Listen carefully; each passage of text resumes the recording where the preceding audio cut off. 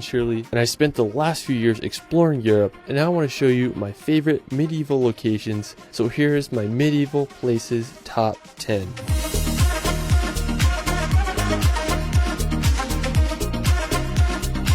The Middle Ages began in the 5th century after the fall of the Roman Empire, and then merged into the Renaissance during the 15th century. The Middle Ages are also referred to as the Dark Ages due to the lack of scientific and cultural advancement. While life during the Middle Ages was filled with war, poverty, and plagues, some of the world's most iconic cities and architecture were born during this time. Alright, let's start this video off at the medieval island of Mont Saint-Michel. Located 1 kilometer off the coast of France, Mont Saint-Michel is one of the most magical destinations in all of Europe. It was the inspiration of Tangled's Kingdom of Corona. It also reminds me a lot of Hogwarts. The island is full of homes, small shops, with a crowning monastery perched on top of the island's highest point.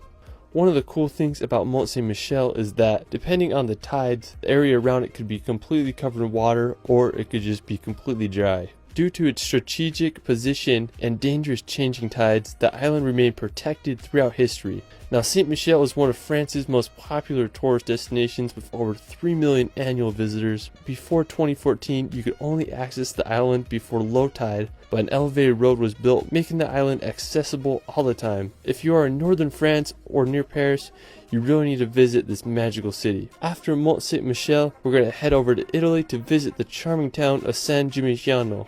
Located in Tuscany, San Gimignano is a stunning medieval city perched upon a hill. One of the most iconic features of the city is the medieval watchtowers. Currently, there are 14 watchtowers still standing, but during the city's prime, there were over 72 towers, with the highest up to 230 feet tall. The towers were built as a result of competing families who wanted to build the tallest and most grand tower. Owning a tower became a status symbol for the people in the city. I mean, I just can't imagine how it must have looked back then. I guess you could say it was the Manhattan of the Middle Ages. I went there a few years ago and I was just baffled by all these towers. Now, San Gimignano flourished as a city until 1348, when the plague of Black Death struck the town, which resulted in killing over half the population. San Gimignano's medieval vibe has been untouched throughout time and has become one of the most popular medieval locations in Italy. While we're still in Italy, we're going to head over to the nearby San Marino. The Republic of San Marino is a microstate completely enclosed by Italy. The history of this small country is absolutely fascinating.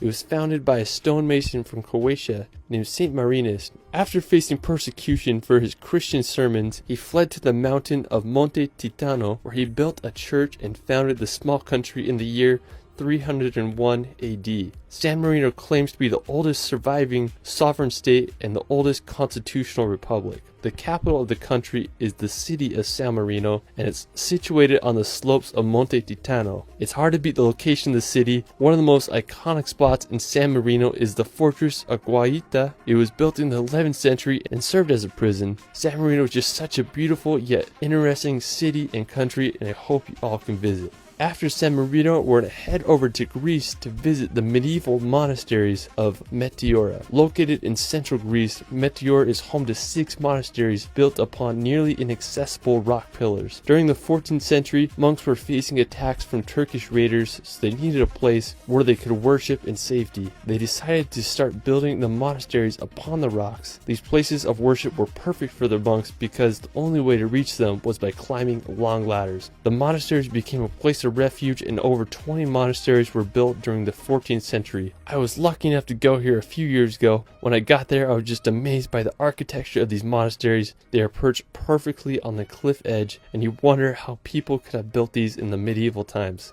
Monks and nuns currently live in the 6 surviving monasteries.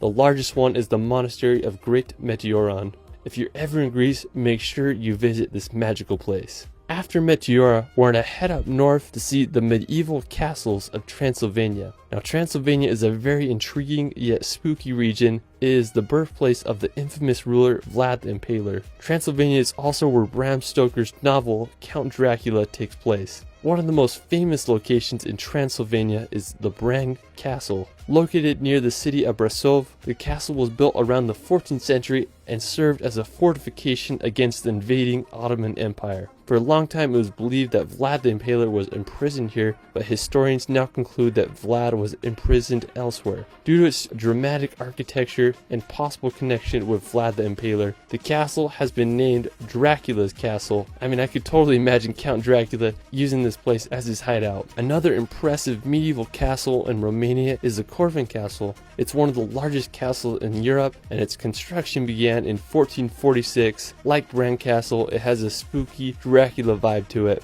Needless to say, Transylvania is a fascinating region with an uncanny history. I can't think of a better place to visit this Halloween. After Romania, we're going to head up north to Croatia to visit the medieval town of Dubrovnik. One of the most popular medieval cities in Europe, the history of Dubrovnik dates back to the 7th century when it was founded by refugees. During the 14th century up to 1808, Dubrovnik was a free state. One of the most notable features of Dubrovnik are the walls that surround the city. They are almost 2 kilometers in length and are anywhere from 4 to 6 meters thick. The walls were used to protect the city throughout history. The unique look of the city has made it a popular filming location. Dubrovnik was featured in Game of Thrones as it was used to depict the city of King's Landing. Afterwards, we're going to head up to the German village of the Rothenburg. When you go to Rothenburg, you feel like you're walking into a fantasy movie. It's one of the most preserved medieval towns in Europe. During the Middle Ages, Rothenburg thrived as it was located at the crossroads of the European trade routes. At the beginning of the 15th century, it rose to become the second largest city in Germany, but during the 17th century, Rothenburg faced adversities such as the 30 Years' War and the bubonic plague. Without much resources, Rothenburg's growth was halted, which aided in keeping the town preserved in its medieval state. Today, Rothenburg maintains its medieval charm. It's been the inspiration for Disney movies such as Pinocchio and Beauty and the Beast. If you can, go check out the famous Plonine Corner or the Christmas market. It's hard to beat the allure of this German village.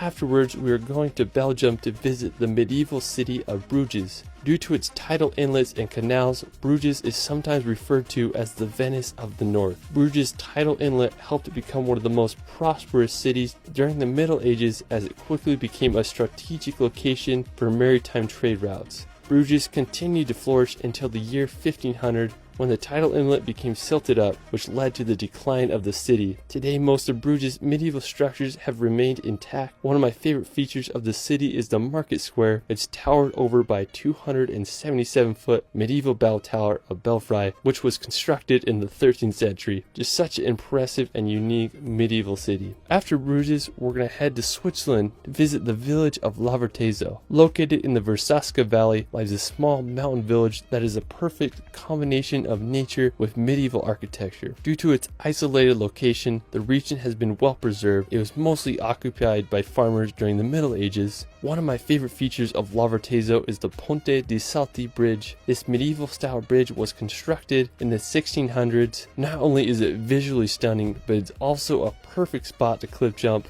That's what made me want to go here. The water of the Versaska River is some of the clearest water that I've ever swam in, but don't get me wrong, it was freaking cold. Aside from the beautiful river and bridge, the Church of Santa Maria degli Angeli is another impressive sight. It was built in the 1500s and completes the medieval feel of Lavertezo. Alright, after cliff jumping in Valle Versaska, we're going to head back to the Italian coast to visit Cinque Terre. Now, Cinque Terre is made up of 5 seaside villages that date back to medieval times. During the medieval ages, the villages started to be attacked by pirates, so fortifying walls were built to protect them against any future raids. The small town of Vernazza is one of my favorites. It has the only natural port of Cinque Terre. I just can't get over the colorful houses and beauty of the Cinque Terre. It's hard to beat the charm of these Italian villages. Alright, well that is it for my medieval top 10. I had a lot of fun making this. I really enjoyed diving into the history of these places. There are so many intriguing medieval locations throughout Europe. I'll have to make a part 2. Let me know in the comments below where your favorite medieval place is. I'd love to know. If you guys want free stock footage, lots, and some travel guides, check out my website in the description below. You can find me on Instagram and TikTok at shirley.films. It's Ryan, and we will see you later.